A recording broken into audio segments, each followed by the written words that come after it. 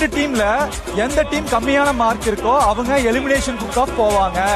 அந்த குக் ஆஃப்ல இருந்து ஒருத்தர் எலிமினேட் ஆவாங்க. அப்பனா நான் எலிமினேட் ஆவேன்னு போய் சொல்ல வேண்டியதானே? சொல்லு ராஜு, நீ என்ன நினைக்கிற பத்தி? மாதம்பட்டி பண்றது மாஸ் சமையல், தாமு சார் பண்றது ருசியான சமையல், கௌஷிக் பண்றது வித்தியாசமான சமையல், இங்க இருக்கிறவங்க எல்லாரும் பண்றது காமெடியான சமையல், நான் சமையல் பண்றது என்ன சமையல் எனக்கே தெரியாது. எறா வண்டி. ஏய் அங்க பாருடா, 3 பேருமே லேடி கட்ட போட்டிருக்காங்க.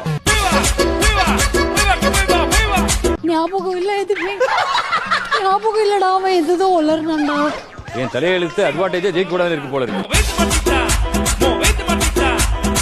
காஷ்மீர்ல இருக்கிறவன் அந்த பொர்க்கோ அந்த மாதிரியான ஒரு லாங்குவேஜ் பேசி பழகுறவன்.